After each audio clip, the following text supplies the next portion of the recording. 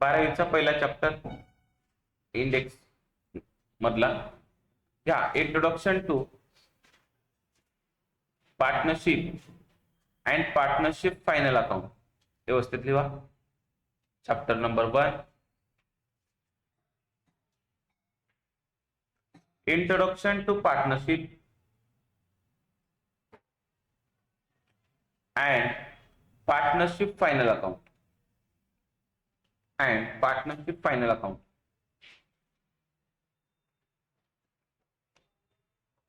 हा आपला 12वीचा पहिला चॅप्टर आहे. अतिशय महत्वाचा चॅप्टर आहे. त्याच्यावरती क्वेश्चन नंबर 7 हा एक्झाम मध्ये विचारला जातो. Question number 7 12 मार्कासाठी. तर आपल्याला हा चॅप्टर या ठिकाणी कव्हर करायचा आहे. ह्या चॅप्टरचे 2 पार्ट्स आहेत. स्क्रीनवर लक्ष. इंट्रोडक्शन टू पार्टनरशिप म्हणजे बिझनेसचे वेगवेगळे प्रकार आहेत, आपण शिकले. प्रोप्रायटरशिप बिझनेस एकल व्यापारी म्हणतो. पार्टनरशिप बिझनेस भागीदारी संस्था, कंपनी. तर त्यापैकी तुम्हाला फक्त कोणाचा अभ्यास करायचा आहे? पार्टनरशिपचा. म्हणजे पार्टनरशिप काय असते, कसं पार्टनरशिप बनते, पार्टनरशिप बनत असताना कोणते डॉक्युमेंट्स इंपॉर्टंट आहेत, त्यासाठी पहिला पार्ट आहे. नाव काय? Introduction to partnership. आधी पार्टनरशिप काय समजून घ्यायचं. त्यानंतर पार्टनरशिप बिझनेसचं काय बनवून दाखवायचं? Final account. जसं आपण 11वीला शिकतो प्रोप्रायटरशिप बिझनेसचा फायनल अकाउंट म्हणजे एकल व्यापाऱ्याचा फायनल अकाउंट, तसं इथं पार्टनरशिपचा फायनल अकाउंट तुम्हाला या ठिकाणी शिकायचं. म्हणजे चॅप्टरचे 2 पार्ट आहेत. पहिल्यांदा मी शिकवणार तुम्हाला पार्टनरशिप बिझनेस कसा असतो, पार्टनर्स कोण असतात, हे सगळ्या गोष्टी. आणि नंतर त्याचं काय बनवू आपण? Final account. कोणत्या पण चॅप्टरची ज्या वेळेस आपल्याला थेरॉटिकली पूर्ण पोर्शन समजतं त्यावेळेस त्याचं प्रॅक्टिकली आपल्याला काम किंवा प्रॅक्टिकली क्वेश्चन्स करणं त्या ठिकाणी इझी जातं. थोडंसं समजलं?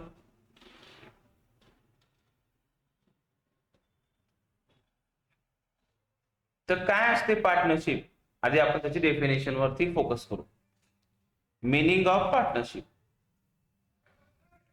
Partnership is an organisation. एक संघटना आहे. संघटनामध्ये ज्या ठिकाणी एक पेक्षा 2 व्यक्ती एकत्र येतात. Where a association of 2 or more person. 2 किंवा 2 पेक्षा जास्त लोकांची ती एक संघटना आहे. असं म्हणू शकता की 2 पेक्षा जास्त लोक एकत्रित येऊन काय करतात? Coming together to carry the business. 2 व्यक्ती एकत्रित येऊन एखादी बिझनेस करत असतात. कशासाठी करत असतात? प्रॉफिट कमवण्यासाठी. पण कधी कधी काय येतो? लॉस पण येतो.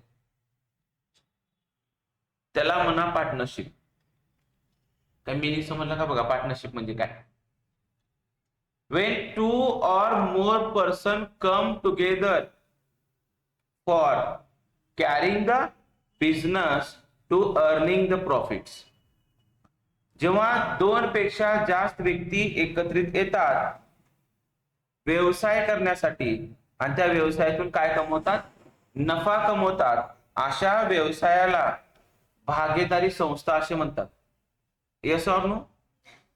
जसं की एक्झाम्पल मध्ये मी सांगितलं, सचिन अँड सेवाग हे दोघं एकत्रित येऊन एक बिझनेस स्टार्ट केले. बिझनेसचं नाव काय? Indian cloth shop Latur.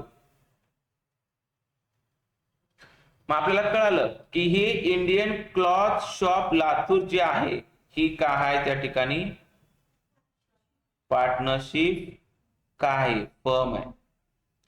म्हणजे भागीदारी संस्था आहे. तर पार्टनर्स कोण आहेत? हु इज पार्टनर? सचिन अँड सेवक हे दोघं काय आहेत? त्या बिझनेसचे पार्टनर्स आहेत, भागीदार आहेत. हे समजले का नाही? मी इथे लिहून पण दिले पार्टनर्स कोण आहेत म्हणून नोट्स लई व्यवस्थित बनवलेली. सचिन अँड कोण? पार्टनरशिप फर्म कोण आहे? Indian cloth shops. म्हणजे आपल्याला काय कळलं?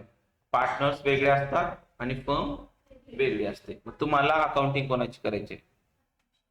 पार्टनरशिप फर्मची अकाउंटिंग शिकायची आहे, नाही की पार्टनरची अकाउंटिंग करायची गरज नाही. पार्टनरशिप फर्मची अकाउंटिंग करा, कारण की बिझनेसचं नाव काय? Partnership firm. नाव काय मग पार्टनरशिप फर्मचं? Indian cloth shop. कोण आहेत partner? Sachin and Seva. Partnership business करण्यासाठी कमीत कमी किती लोक लागतात आणि मॅक्स किती लागतात? 50. त्याच्यावर जाता येत नाही. त्याच्यावर गेला तर मग ते प्रायव्हेट लिमिटेड कंपनी बनते 200 पर्यंत, आणि 200च्या पलीकडे गेला तर पब्लिक कंपनी बनते. Yes or no? Please note down.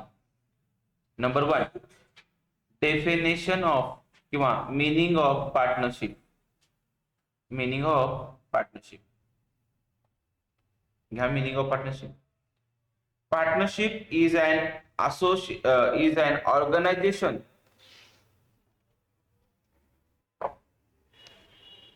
partnership is an organization where there is an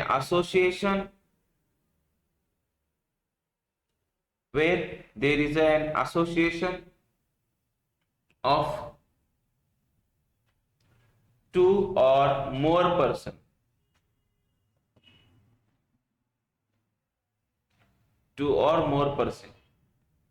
कस का संघटित होतात?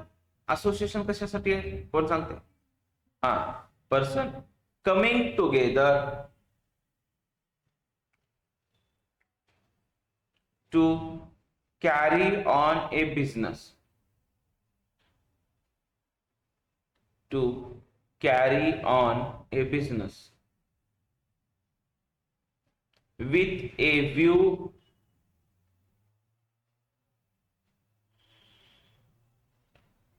a view to share profit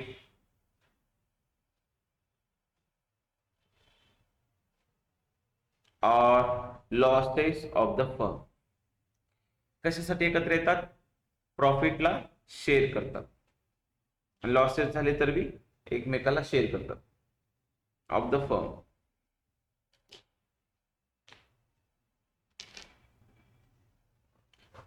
मला एक सांगा, पार्टनर्स म्हणजे कोण? मग एक एक शिकू आपण. पार्टनर्स म्हणजे कोण?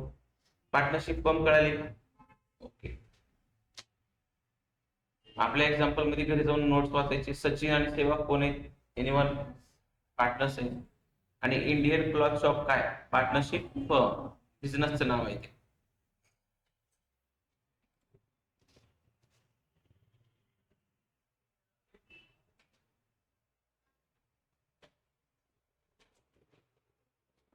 छोटे छोटे डेफिनेशन घ्या आता.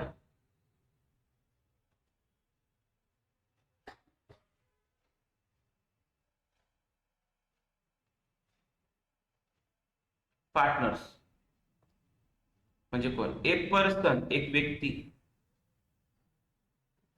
हु invested funds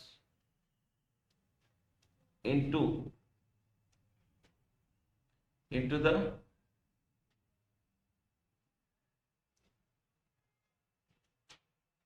partnership firm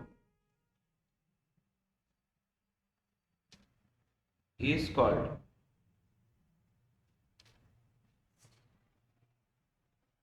partner.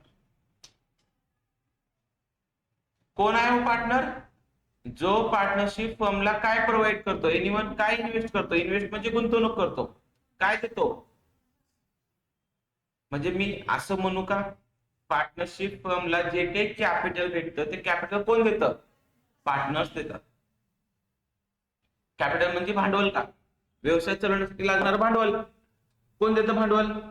Who are provided funds to the partnership firm. Partners. त्यालाच कॅपिटल म्हणायचं. त्यालाच काय म्हणायचं? मग इथं फक्त कॅपिटल म्हणता का पार्टनर्स कॅपिटल म्हणता?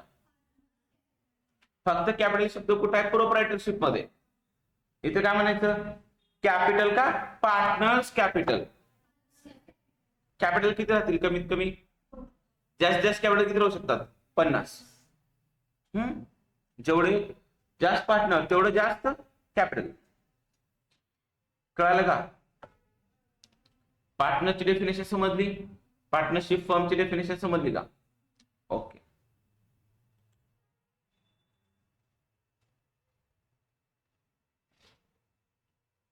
आता पार्टनरशिप बिझनेस स्टार्ट करायचा आहे तर त्यासाठी काही लॉज, काही रूल्स, रेग्युलेशन्स आहेत का? उगा कोणी पण दोघे एकत्रित येऊन बिझनेस करू शकतात? नाही. तर एक पार्टनरशिप ऍक्ट आहे जे की एमसीक्यू साठी विचारतो. त्याचं नाव आहे इंडियन पार्टनरशिप ऍक्ट 1932. सांगा भागीदारी कायदा 1932. तुम्हाला एमसीक्यू क्वेश्चन बोर्डामध्ये विचारलं जाईल. The partnership act is dash dash 1932. म्हणजे ह्या ऍक्ट मध्ये लिहिण्यात आलेलं आहे की पार्टनरशिप कसं बनवावी, पार्टनरशिप बनवताना कोणत्या कोणत्या गोष्टी लक्षात घ्यावे लागतात. म्हणजे थोडक्यामध्ये लॉ मध्ये जे काही लिहितात आपण त्याला काय म्हणतो? एसपी तर शिकलात, त्याला काय म्हणतो आपण? प्रोव्हिजन्स. त्याला तरतुदी म्हणतो. काय म्हणतो? आणि प्रत्येक लॉचे प्रोव्हिजन्स आपल्याला फॉलो करावे लागतात. जसं आरटीओ चा लॉ काय? एका बाईक वरती 3 माणसं बसायचं नाही, चालवताना गाडी हेल्मेट्स लावायचे. हे काय? आरटीओ लॉचे काय ते? मग ते तुम्हाला फॉलो करावे लागतात. तसं पार्टनरशिप बिझनेस करत असताना कोणत्या ऍक्टचा अभ्यास करावा लागेल? एनीवन? Yes, company act. कशाला? Partnership act 1932. मग कंपनी बनवताना एक उगा प्रश्न विचारलो, कंपनी ऍक्ट 2013. म्हणजे प्रत्येकासाठी वेगवेगळे ऍक्ट आहेत का? इन्कम टॅक्स साठी इन्कम टॅक्स ऍक्ट, जीएसटी साठी जीएसटीचा ऍक्ट. मग मला सांगा, आपल्या पुरतं बोला. आता हे ऍडव्हान्स सांगितलं. पार्टनरशिप बिझनेस चालू करायचं म्हणजे कोणता ऍक्टचा अभ्यास करावा लागेल? Partnership act, Indian partnership act. कोणता? 1932. का बर? त्याच्यामध्ये लिहिले गेले आहेत काय? सगळे प्रोव्हिजन्स. क्लिअर आहे का? तर पार्टनरशिप ऍक्ट 1932 मध्ये सेक्शन नंबर किती आहे? 4. प्रत्येक ऍक्ट मध्ये सेक्शन असतात, मी शिकवले एसपी ला.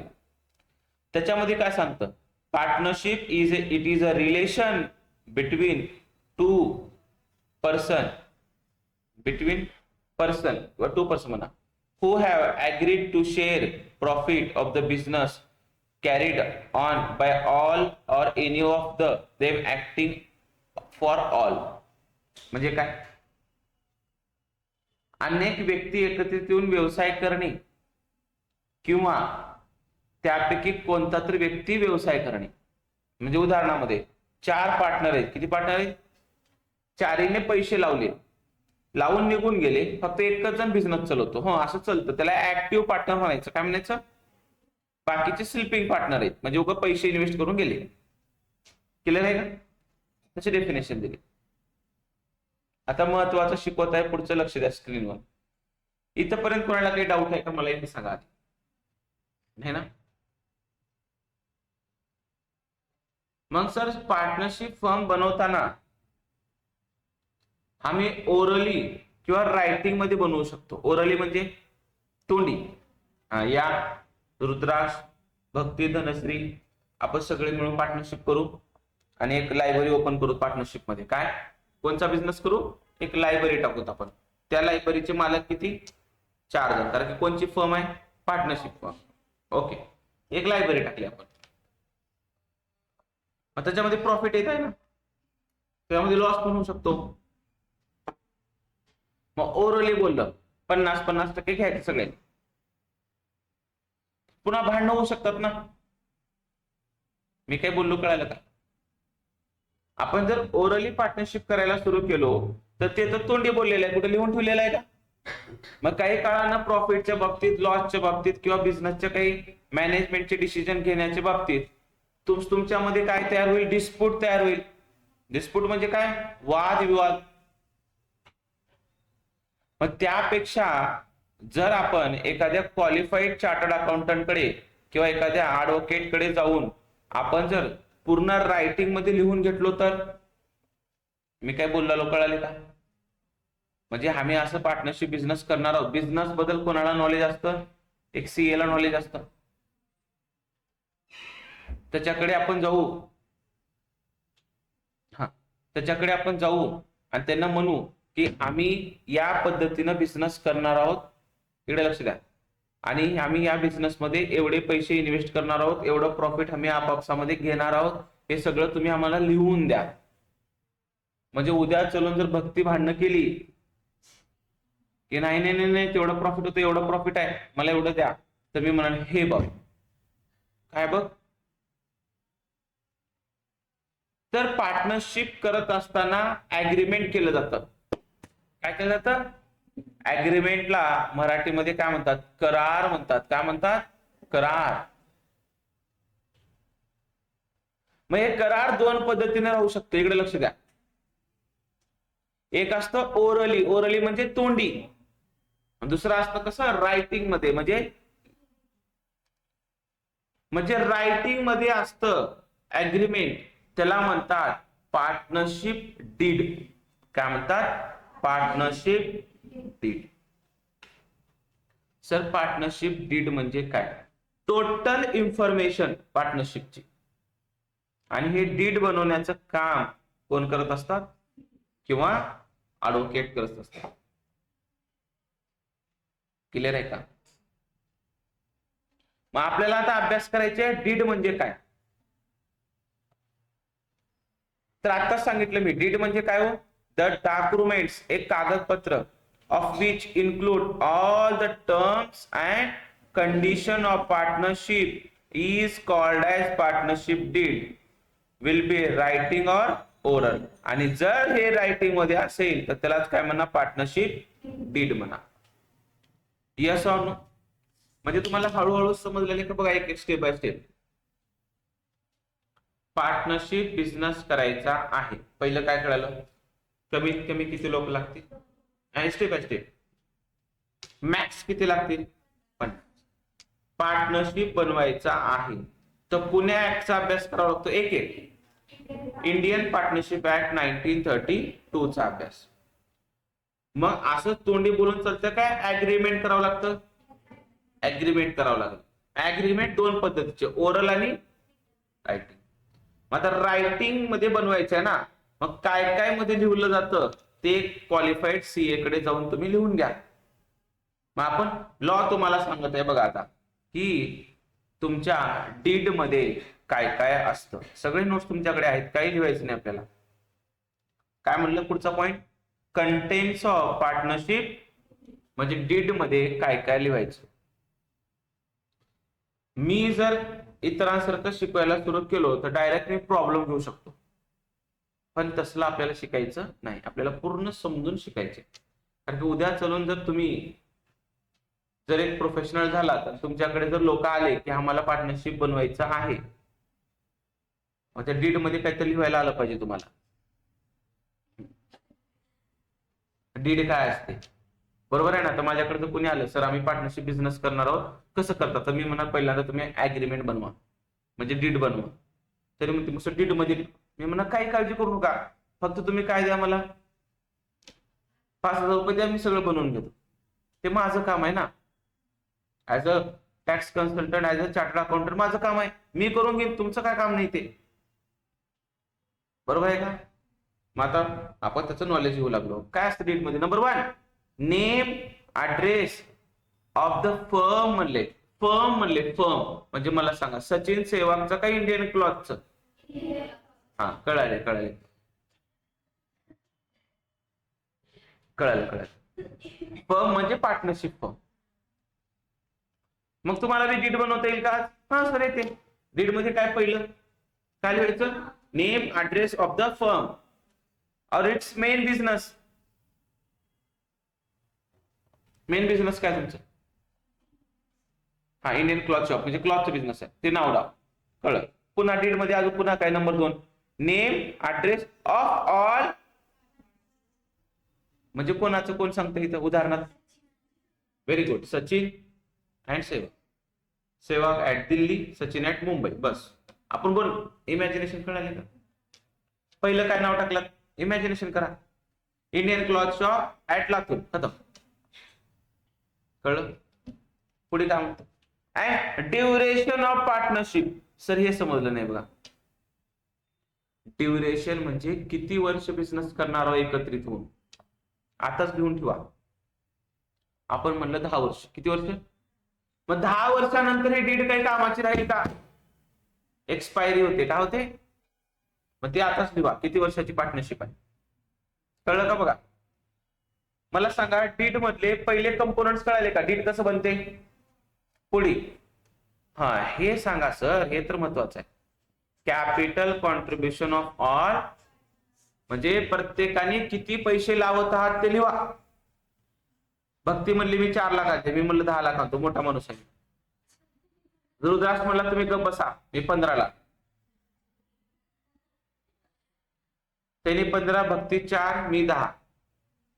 29 लाख रुपये झाले का? 19 लाख. आणि धनश्री म्हणले काही नाही, ते चिल्लर तुम्ही, मी देते 6 लाख रुपये. असं आमचं टोटल कॅपिटल किती आहे बिझनेसचं? ते काय करा ना, सगळ्या पार्टनरचं लिहा. सगळं लिहा, जेणेकरून उद्या प्रॉब्लेम नको. मी एवढं आणलं होतं, तेवढं आणलं होतं. पुन्हा समजले का नाही? इझी आहे ना? इझी नाही, इझी करू शिकवलं. हा, ratio in which profit loss are to be shared. म्हणजे सर हे सांगा ना समजून. अरे हे म्हणजे काय? की तुम्ही प्रॉफिट कसं वाटून घेणार? आता तुम्ही म्हणाल, तुम्ही आता नवीन लेकराव ना, काही आतापर्यंत नॉलेज नव्हतं, तुम्ही काय म्हणा सर 50-50 करा. 50-50 कसं बेटा? हे रुद्राक्षने किती लाख रुपये आणले? भक्तीने किती आणले? साई सरने किती आणले? 5 लाख. उदाहरणार्थ 10 10. धनश्रीने किती आणले? 6. एकूण किती लाख झाले? प्रॉफिट किती कमवलं पहिल्या वर्षी? 10 लाख. 10 लाख कमवलं तर तिघाला पण 2.5 जाईल. कळते का नाही काही? 10 लाख कमवल्यावर चौघाला पण किती जाईल? 2.5 लाख, 2.5 लाख. रुद्राक्ष काय म्हणे? मी 15 लाख रुपये दिला, मला 2.5 लाख देता काय? नाही इन्साफी आहे ना याच्यासोबत. भक्ती काय म्हणे? ओहो, कमी पैसे देऊन जास्त प्रॉफिट. त्यासाठी काय ठरवलं जाते? रेशो म्हणजे वाटपाचं मापन. रेशो डिसाइड केलं जातं की ज्यानं जेवढं आणले त्या हिशोबाने दिलं जाईल. Yes or no? मग ते किती दिलं जातं, काय दिलं जातं, रेशो सगळं आधीच कुठं लिहा? पार्टनरशिप डीड मध्ये लिहा. उद्या चलून भरोसा नाही तुमचा, भांडण करचाल. म्हणून रेशो सुद्धा लिहा. काय लिहा? पुन्हा आता महत्वाचं, रेम्युनरेशन ऑफ पार्टनर्स. ज्यांना मिनिंग कळणार झाले त्यांनी नोट सांगले तिथे लिहून घ्यायचं. रेम्युनरेशन म्हणजे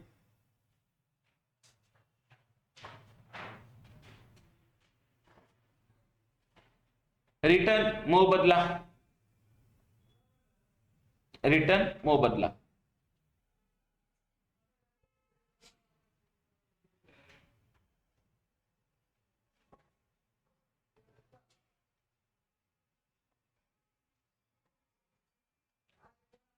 काही इथपर्यंत समजले का तुम्हाला? इथपर्यंत समजले? हा, मोबदला म्हणजे काय? लक्ष लक्ष लक्ष बोलू नका. मोबदला म्हणजे काय? मी तुम्हाला सांगितलं की आता आम्ही किती जण पार्टनर होतो. रुद्राक्ष म्हणला मला वेळ नाही, मी कॅपिटल देणार, तुम्ही बिझनेस बघा. निघून गेला. मी म्हणलं मला बी जरा क्लास बिलास आहेत, मी पण काही बिझनेस मध्ये लक्ष देणार नाही, मी निघून जाते. राहिले कोण? भक्ती आणि हा. मग त्याने दोघं म्हणले की आम्ही बिझनेस चालवतो. बरोबर आहे का? मग मला सांगा, त्याने बिझनेस मध्ये कॅपिटल पण लावले आणि बिझनेस पण चालवतात. म्हणजे त्याने आमच्यापेक्षा जास्त काम करतात. म्हणजे त्यांना प्रॉफिट तर दिलं पाहिजे. प्रॉफिटच्या व्यतिरिक्त दुसरं काही दिलं पाहिजे का नाही? का बरं? समजा ते दोघं जर काम करत नसतील तर त्या जागी दुसरे माणसं लावलं असतो कामाला आणि त्यांना सॅलरी दिलं असतो का नाही? म्हणून पार्टनरशिप मध्ये जे पार्टनर काम करतात त्याला ऍक्टिव्ह पार्टनर म्हणतात. काय म्हणतात? मग ऍक्टिव्ह पार्टनरला रेम्युनरेशन दिलं जातं. काय दिलं जातं? रेम्युनरेशन मोबदला दिला असतो. मोबदला काय असतो मग? सॅलरी, कमिशन असा असतो. समजले का नाही? तुम्ही म्हणलं असतं प्रॉफिट तर दिलेलं, प्रॉफिट तर सगळ्याला दिलेलं. प्रॉफिट मला सांगा, प्रॉफिट कशाचा मोबदला आहे? एनीवन? तुम्ही कॅपिटल दिलात म्हणून काय देऊ लागलो? प्रॉफिट. पण तुम्ही काय केलात बिझनेस मध्ये? कामाच्या मोबदल्यामध्ये काय पाहिजे? सॅलरी. त्याला कळालं का बघा? त्याला म्हणतात काय? किती, कोणत्या पार्टनरला किती रेम्युनरेशन देतात ते बी लिहून ठेवा. क्लिअर आहे का? लास्टला हे नंतर सांगतो लिहायचं, rate of interest on capital and drawing.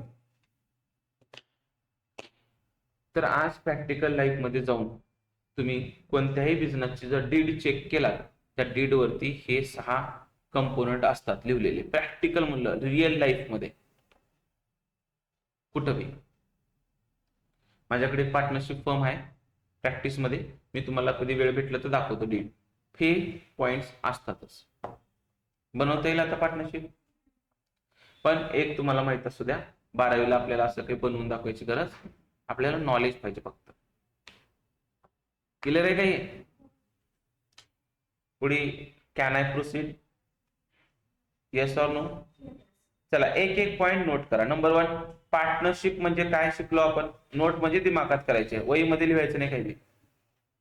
काय म्हणलं मी? आपण काय शिकलं पहिल्यांदा? पार्टनरशिप म्हणजे काय? Yes or no?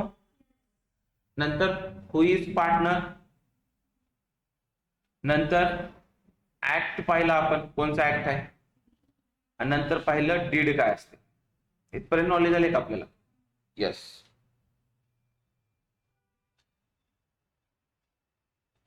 आता काही काय प्रोव्हिजन्स आहेत, लॉ मध्ये काही प्रोव्हिजन्स आहेत ते फॉलो करावे लागतात. जसं की उदाहरणामध्ये डिस्ट्रीब्युशन ऑफ प्रॉफिट. लॉ काय सांगतो? पार्टनरशिप फर्म मध्ये जे काही प्रॉफिट कमवला जातो ते प्रॉफिट डिस्ट्रीब्यूट केला पाहिजे. आता जर मी प्रश्न विचारलो तर उत्तर आलं पाहिजे. कोणामध्ये डिस्ट्रीब्यूट करतात? वा वा वा, धन्यवाद. पार्टनर्स मध्ये काय करतात? डिस्ट्रीब्यूट करतात. कसं डिस्ट्रीब्यूट करतात? एनीवन? रेशोने. कशाने? रेशो कुठं लिहिला जातो? प्रश्न आता उलट, डीड मध्ये. कुठं?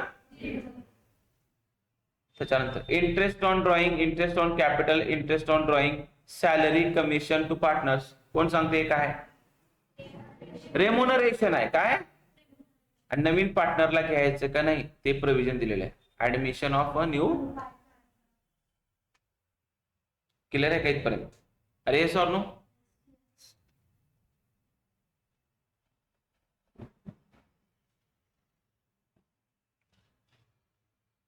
ठीक आहे, चला आपण नोट डाऊन करू. नोट्स तर आहेत पण नोटिंग करणं महत्वाचं आहे. नंबर 1, डेफिनेशन घ्या. मी सांगतो, घ्या. लिहलात का? लिहलात ना तुम्ही सगळे? मिनिंग झाली ना आपली? घ्या, पुढे घ्या. पार्टनरशिप मिनिंग झालं. आता घ्या ऍक्ट. उगा ऍक्ट लिहून ठेवायचं. Indian partnership act 1932. Indian partnership act 1932.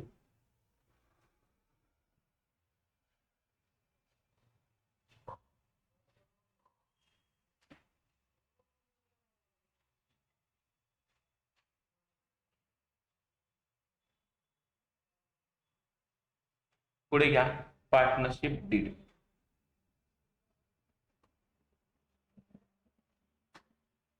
घ्या the document of which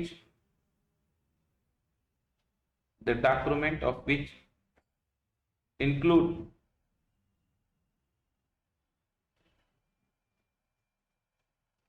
all the terms and conditions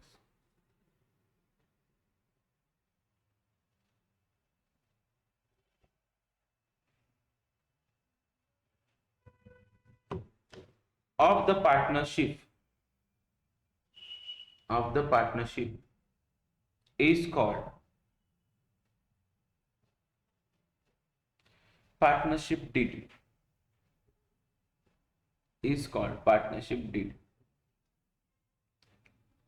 It will be written or oral. कसं राहू शकतं? तोंडी किंवा लेखी. पण जे लेखी राहतं त्याला काय म्हणायचं? Partnership did.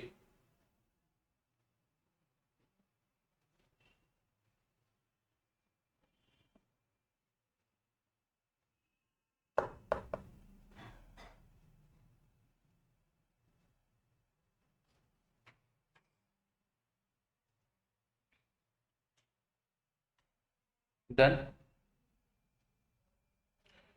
थोडं राहिले, हा लिहा.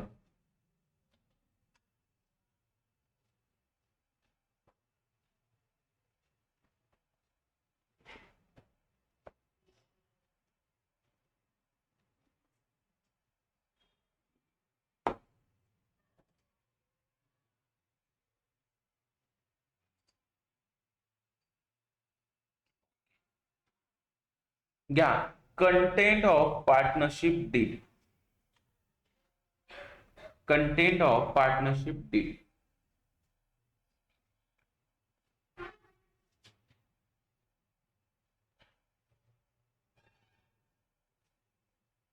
नंबर 1 कोण सांगते, काय लिहिलं होतं पहिल्यांदा? Name and address of the firm.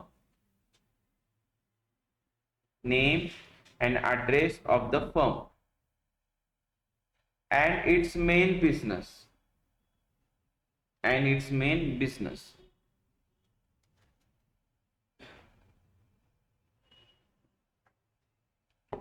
Number 2 कोण सांगते? Name and address of all partners.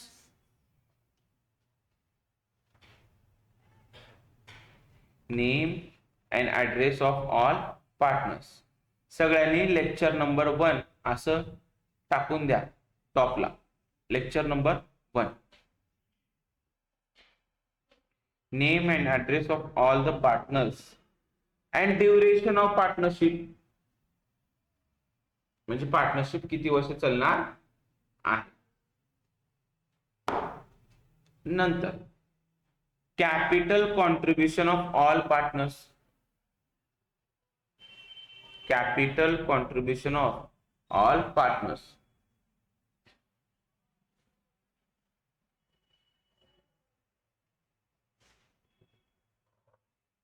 पुढे घ्या. रेशो इन विच इज करू नका. In which profit and losses are to be shared.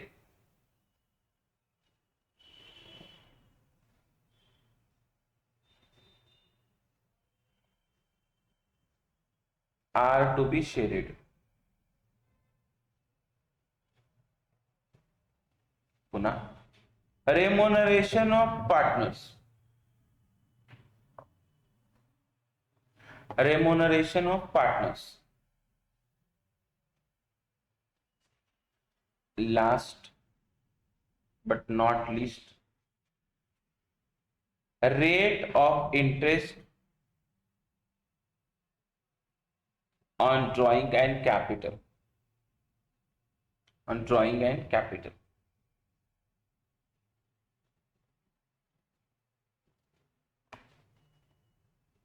Are you yes or no? Understand or not? Next point, provision of Indian Partnership Act 1932. भीती घालू नका इतरांना. Control असेल, घाबरतील लेकर सगळे. Provision of the Indian Partnership Act 1932. तुम्हाला 12 पर्यंत हे लेक्चर युट्यूब वर भेटेल. तुम्ही पुन्हा एकदा घरी जाऊन बघत बसा. नुसतं बघू नका नालायकांनो. इतरांना पण शेअर करा. नाही युट्यूबचं होतं शेअर, नंतर शेअर नाही होणार. युट्यूबचं शेअर होतं सगळ्याला. शेअर करा. मी तर म्हणतो पूर्ण वर्गाला शेअर करा. कळू द्या ना, तेवढंच बेनिफिट होईल.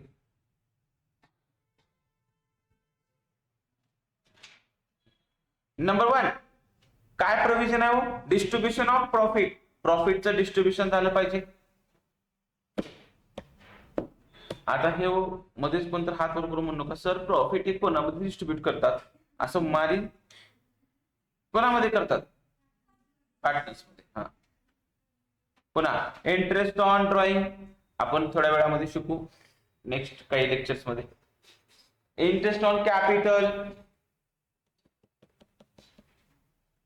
पुन्हा रिपीट झाले, 4 नंबर करायचं नाही.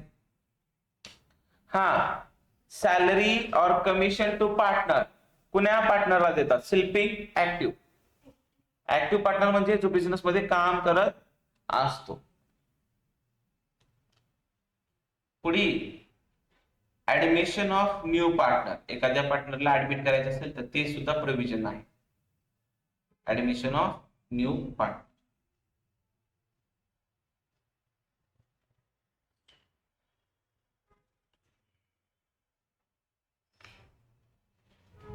तर माय डिअर स्टुडंट्स, आपण फक्त प्रोव्हिजनचे हेडिंग पाहिले, डिटेल मधला काही पाहिले का? आता डिटेल मध्ये मी इथून बुक्स मधून शिकवणार. लक्ष द्या, तुमच्या बोर्डाच्या बुक्स मधून इथपर्यंत आले का बघा. तुम्हाला लिहून झाले का? लिहा लिहा, चला गडबड करू नका.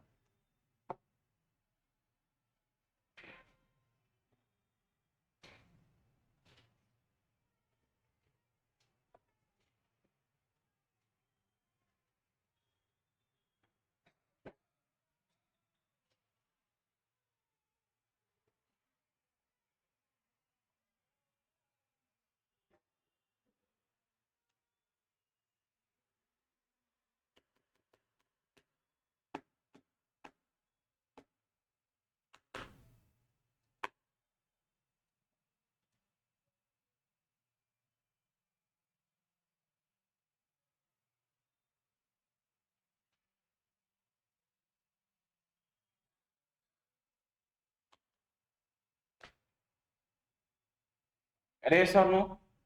Can I proceed? Yes or no? Yes, sir.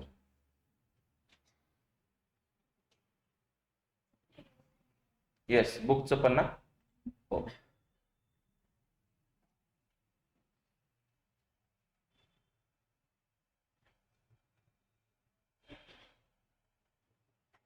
Did असे असते, 100 रुपयाच्या बॉन्डवर बनवतात किंवा 500च्या. येस, हेडिंग आपण प्रोव्हिजन बघू. ठीक आहे, आता डिटेल मध्ये सांगतो प्रोव्हिजन कसे कसे. नंबर 1 काय शिकला आपण? Distribution of profit. ऐकाय काय म्हणतात? If the partnership deed is silent. Silent म्हणजे सायलेंटचा अर्थ आहे, डीड माहिती आहे का तुम्हाला? आताच पाहिलं होतं, डीड मध्ये काय होतं? रेशो होतं का बघा बरं. मग रेशो वगैरे काहीच लिहिलं नाही, त्याला म्हणायचं सायलेंट. आपापसामध्ये किती वाटून घ्यायचं ह्याच्याबद्दल लिहिलेलं आहे का? एवढं लक्ष द्या, लिहिलेलं आहे का? सायलेंट आहे म्हणजे रेशो लिहिलेला. तेव्हा काय करायचं? If the partnership deed is silent about the profit sharing ratio, then the profit and losses distributed among the partners equal ratio. Sir एवढं कशाला शिकवलं सर डीप मध्ये? डायरेक्ट प्रॉब्लेम घ्या, थोडं पेशन्स ठेवा, कळते तुम्हाला. पुन्हा एक्झाम मध्ये बोर्डाच्या किंवा काही प्रॉब्लेम्स मध्ये रेशो बद्दल माहिती नसतेच. रेशो दिलेला असतो का? तेव्हा आपण हे लॉ फॉलो करायचा की जेव्हा रेशो नसतो तेव्हा कसा असतो? इक्वली असतो. कसा असतो? म्हणजे जे काही प्रॉफिट कमवतो, प्रॉफिट बद्दल सांगितलं नाही. आता उदाहरण तुम्हाला सांगतो कसं असतं सर, इकडे ऐका, लक्ष द्या. आता समजा प्रॉफिट आहे 10,000. किती आहे? 2 पार्टनर आहेत, एक राम आहे दुसरा लक्ष्मण आहे, बरोबर आहे ना? आणि रेशो असा आहे 3:2. म्हणजेच कसं? रामला आधी पहिल्यांदा राम बरोबर किती प्रॉफिट आहे एकूण? 10,000 गुणिले किती? 3 भागिले 5. म्हणजे रामला किती येतील? एनिवन 6,000. लक्ष्मणला किती येतील? 10,000 गुणिले 2 भागिले किती येतील? मग रेशो आहे ना, दिलाय रेशो म्हणून. रेशो नसता तर म्हणजे किती आला असतं? Anyone.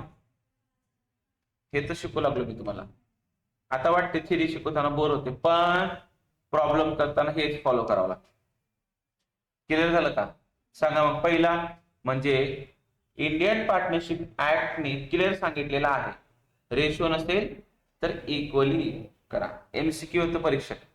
If partnership deed is silent about the ratio, then profit and losses shall be shared in dash. येईल का आता? डन. बाकीचे प्रयोजन उद्या बघू.